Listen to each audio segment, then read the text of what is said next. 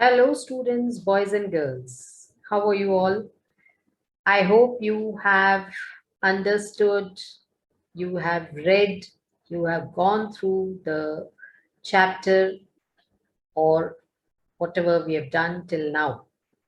Yes? Have you gone through it? Is matter around us pure? That's the chapter. So we have done about what is a mixture. We have seen the pure substances, that is elements and compounds, and we have also seen the mixture. And in this chapter, as I've mentioned, that we'll be concentrating more on the mixtures. So we have done about what are mixtures, what are the types of mixtures, heterogeneous mixtures, homogeneous mixtures. Then in the homogeneous, we have seen homogeneous mixtures, solutions, then we have seen in the heterogeneous mixtures, the colloids and the suspensions. We have also seen all the properties related to them. Now we will be seeing about the separation of components of a mixture. Now we know that a mixture, the different components of the mixture can be separated using physical methods. That's the reason it's called a mixture, one of the characteristics of mixtures. Yes, mixture is a when two or more pure substances combine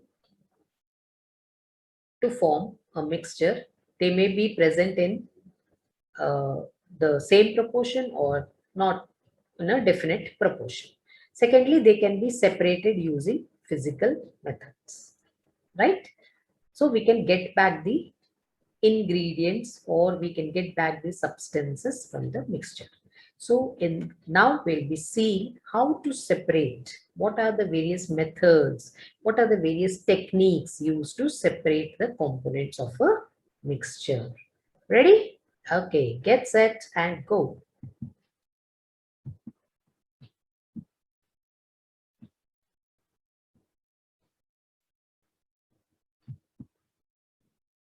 Let's see the separation techniques.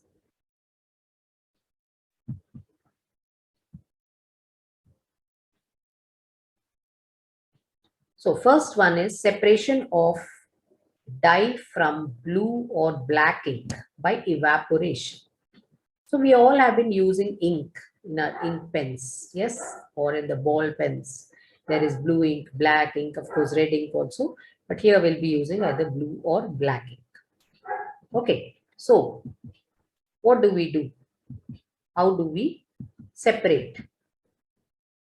So for this, you have an experiment where you take some ink on a watch glass, some ink drops on a watch glass, and keep the watch glass on a beaker with water.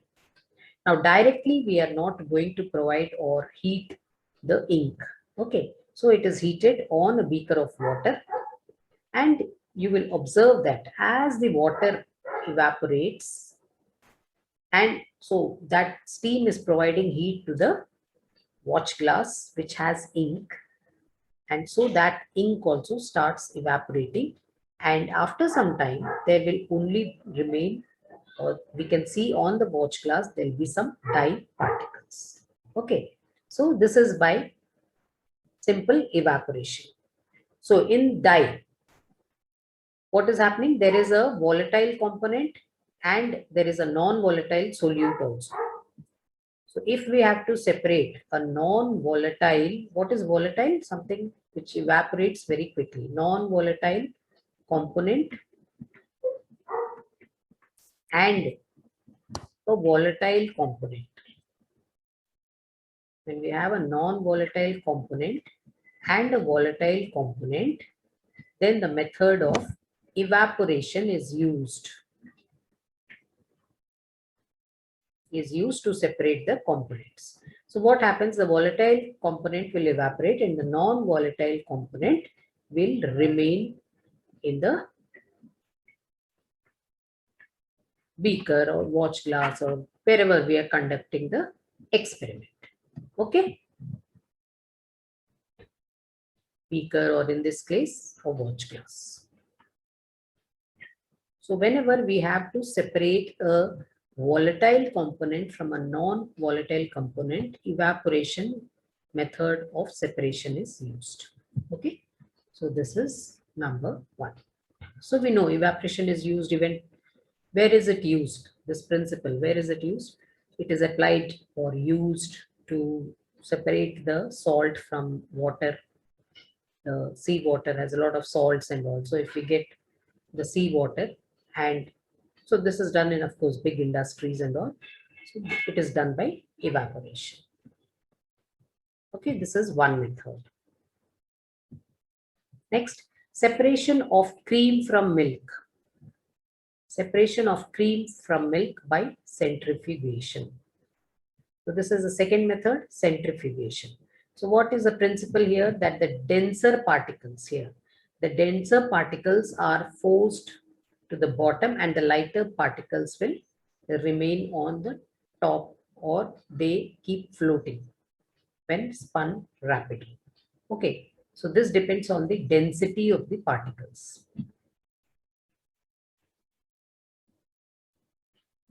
What is the method used here? Centrifugation. So what happens in centrifugation?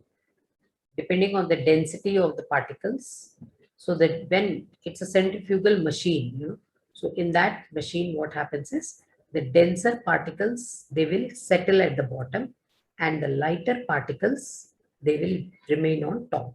So if we take cream and milk, so the liquid milk will remain here, and the cream, which is lighter, will be floating on top.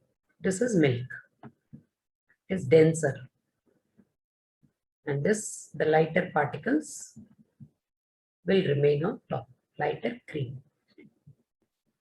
Okay, so this can be used with any two components which are mixed together where there are denser and lighter particles, okay, in the solution.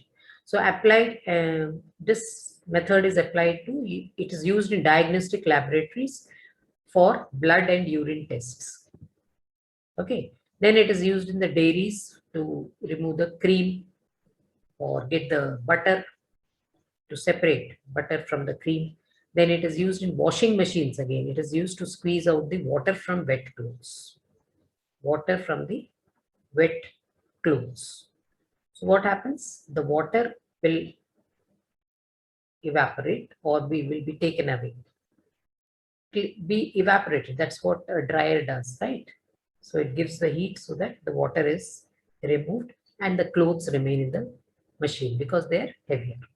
Okay, so this process is known as centrifugation. So for all these methods of separation, you should know, number one is what is the principle.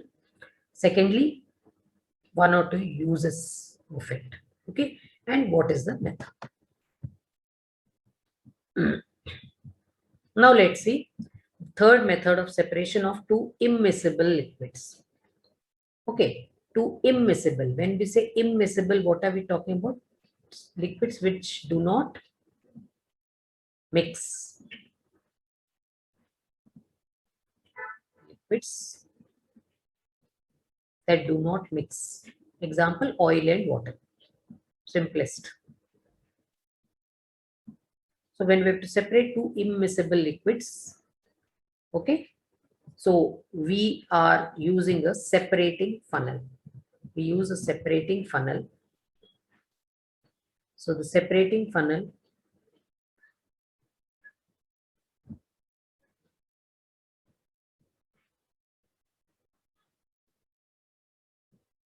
it has a stopper here. Okay, so if you take oil and water, mixture of oil and water. So to separate oil and water in the extraction, it is used. So they already there will be two layers. Yes, this is the oil layer and this is the water layer. So there is a stopper here. When I open this stopper, I will allow the water to go out or collect it, and the oil will remain in the separating funnel. So whichever liquid I want, I I can separate both, and then of course they can be used also. So the principle is that immiscible liquids separate out in layers depending upon their densities. Okay, whichever is lighter will be on top, whichever is heavier will be at the bottom. So this separating funnel, once we open the stopper, the denser liquid will come out first and the lighter liquid can remain in the funnel. So this is used to separate mixture of oil and water in the extraction of iron from its ore. Okay, so what happens is in the iron ore there is lighter slag. Slag is nothing but the impurities. So the slag will be removed from the top and the iron ore, molten iron ore, can be collected from the bottom. Okay, so these are the applications to separate two immiscible liquids. Fine. So this is how the separation takes place. So what all you have learned? You have learned one is separation by evaporation, separation by centrifugation. Third is separating two immiscible liquids. Great.